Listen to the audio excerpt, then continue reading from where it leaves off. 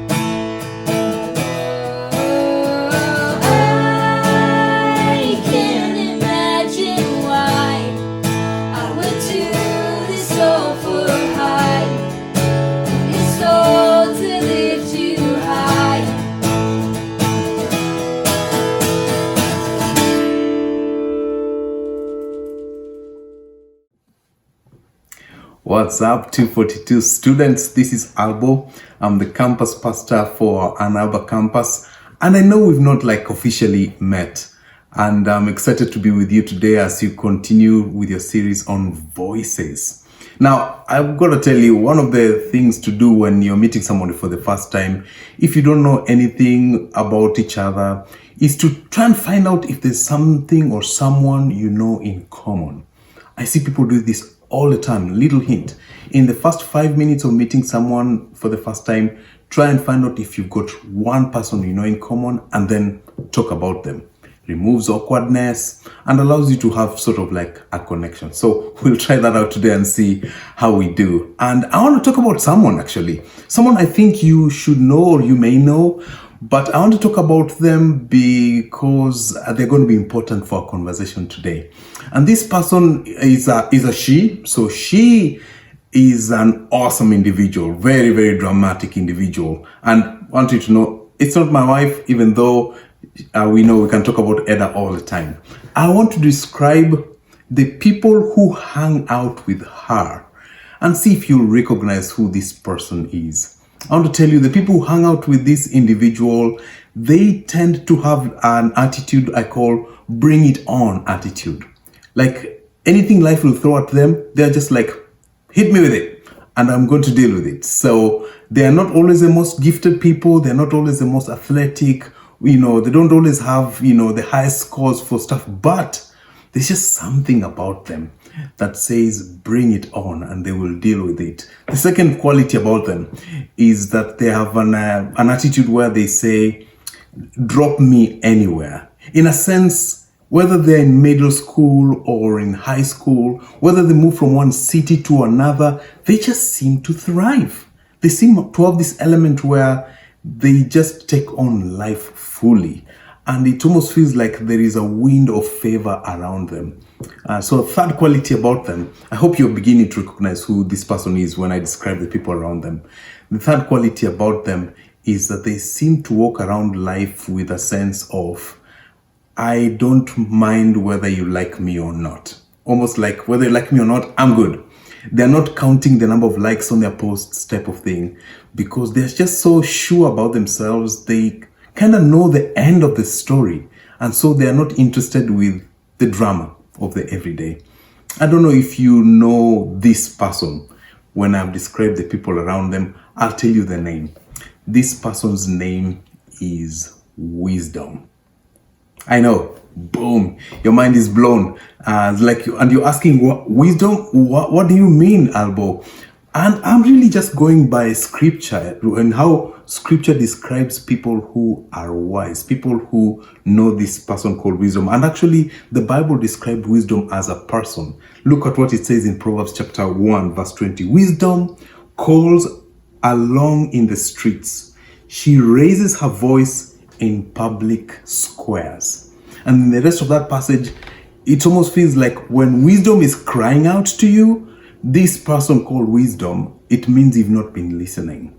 And it's actually a pretty mean, pretty harsh passage on there. It says, hey, by the time wisdom is crying out to you, you need to get your act together. But there's so much more that is said about wisdom that I like for us to lean into. And I want you to know that wisdom it's like a personality. I like that it's a personality. I don't know why the Bible chose to make it a her, not a him. So I personally am just feel very judged right now. But I'm just happy because it means it is someone we can know and someone you can interact with. I want to say a couple of things about wisdom. And to be able to understand that, it's important for you and I to go back to the person who actually wrote the book of Proverbs. It's a pretty awesome story. The guy's name is Solomon. Solomon was a king. When he became a king, he was only 20 years old. So not too much older than you are, but he seemed to have this quality. Those qualities I described, he seemed to have them with him.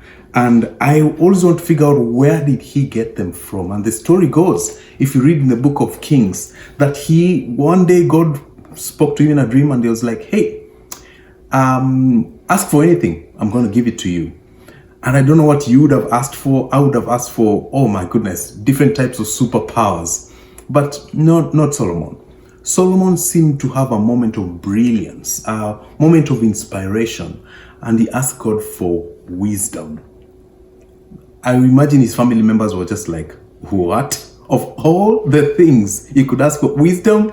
But he seemed to have something that many of us do not have, an insight into how important wisdom was. And if you turn to that passage, something really amazing happens when he asks for wisdom. In 1 Kings chapter 3, God answers him and says, I will do what you have asked. I will give you a wise and discerning heart, so that there will never have been anyone like you, nor will there ever be. Moreover, I will give you what you have not asked for, both riches and honor, so that in your lifetime you will have no equal among kings. That's an awesome passage. God was like, you're asking for wisdom? I'm going to give you wisdom. Actually, I'm going to give you more than wisdom.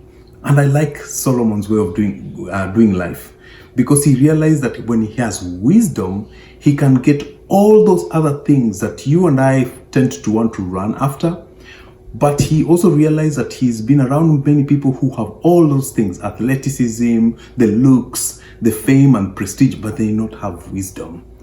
And I really like this. And it's because he wrote about wisdom that we need to listen to him a lot more. And you may be asking the question, how do I get wisdom? Where do I even start? Because obviously, wisdom is a great thing. I think we agree on that. And I just really want to read for you a passage of another thing that Solomon wrote about wisdom. Like, if I forget, if you just go to this book of the Bible that's smack in the middle called Proverbs, tons in there about wisdom, especially in the current times that we're living in. But I want to read for you a few things that Solomon said about wisdom and see if these are things that you'd like to have in your life. Chapter 2 of Proverbs says, "My son, if you accept my words and store up my commandments within you, turning your ear to wisdom and applying your heart to understanding, and if you call out for insight and cry out for understanding, and if you look for it as for silver and search for it as for hidden treasure, then you will understand the fear of the Lord and find knowledge of God. For the Lord gives wisdom, and from his mouth comes knowledge and understanding. He holds victory in store for the upright. He is a shield to those whose walk is blameless, for he guards the course of the just and protects the way of his faithful ones. Then you will understand what is right and just and fair, and every good path, for wisdom will enter your heart, and knowledge will be pleasant to your soul." I really like those things. There's such a wealth of what wisdom brings to you, and I like the image that it will enter your heart. So if you're one of those people who want to have those three qualities I talked about earlier, they're all talked about there, that when you get wisdom, you can have a bring it on attitude. Like, you may not be the best at what everyone else is boasting about, but you will thrive still. You may move from one season to the next, but because you have this thing called wisdom, you just have the tools to navigate any area of life. And finally, you'll be the kind of person who, no matter what life brings to you, because you know what the end is, you're not blown away by people's accolades, people's likes, and people's, well wishes for you, because you know where your hope lies, you know where your story ends. So 2 things to know so far. Firstly, is that wisdom is like a person. You can get to know them. The second thing we've just found out there is that wisdom is, is a quality that it comes from God. It starts with God, and it's available for you. But then thirdly, which is most important for us today, is to realize, because wisdom is like a relationship you have with someone, you can actually break up with wisdom. Sounds crazy to think about it, but the way the story of Solomon ends is actually quite sad, because Solomon, after many years of great achievements, he starts to change how he views life. And the same guy who asked for wisdom and then gets all these other things, the fame and all of those things, riches, he had it all. After a while, his heart started turning around again. And sadly, he broke up with wisdom. And the end of his life is actually quite sad, that his kingdom, after experiencing so much peace, it actually broke apart because his heart moved away.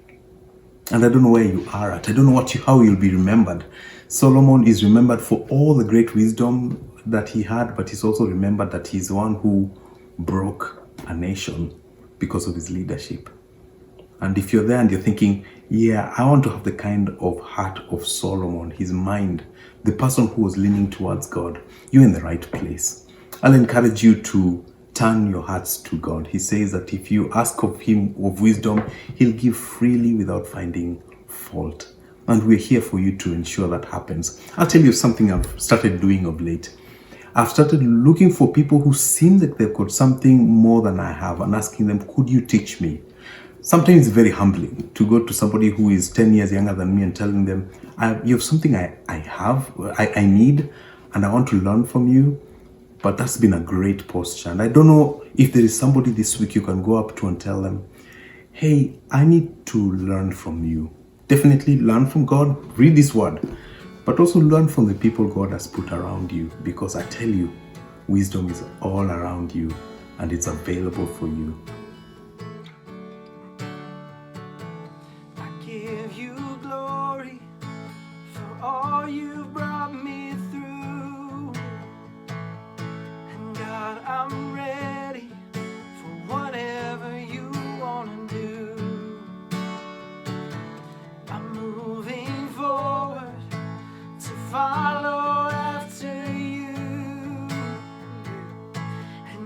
God, I'm ready for whatever you want to do. Come on. Your presence is an open door. We want you, Lord, like never before. Yes, we do. Your presence is an open door. So come now, Lord, like never before. In every season, your grace has been enough, yeah. And I'm believing the best is yet to come. Yeah. We believe the cross before me, my hope on things above. Jesus. And in you, Jesus, the best is yet to come. Singing Faith, your presence is an open door. We want you, Lord, like never before. We invite you. Won't you come? Hey.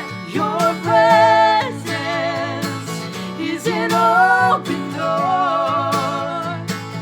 So come now, Lord, like never before. Hey.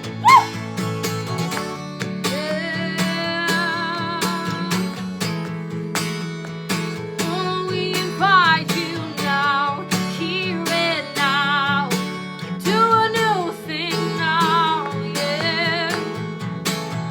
And I know breakthrough is coming. By faith, I see a miracle. My God, it made me a promise and it won't stop now. Hey. Oh, and I know breakthrough is coming. By faith, I see a miracle. My God, it made me a promise and it won't stop now. 'Cause you're faithful. I know breakthrough is coming. By faith, I see a miracle. My God, you made me a promise and it won't stop now. No, we will. Yeah, I know breakthrough is coming. By faith, I see a miracle. My God, He made me a promise and it won't stop now. Your presence is an open door. We want you, Lord, like never before. Oh, hear our prayer. Your presence is an open door. So come now, Lord, like never before. Friends, this has been such a cool series, listening to the voices of different people.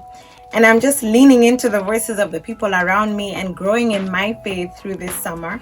I'm actually reading through Proverbs and it's been super cool because it's kind of random, but many deep things that I can lean into. And that's kind of what this series is. Don't stop here in your engagement with us. If you're not already part of a community, a small group at your campus, please fill out a next steps card and we'll get you plugged in to a small group. And if you want to get baptized, it's gorgeous out. People are being baptized in rivers and at lakes. Please fill out the next steps card and let us know that you want to do that, want to take that next step. And we're here for you. We're so excited to work with you on this journey. Take care, friends. Come back next week and bring a friend. Bye.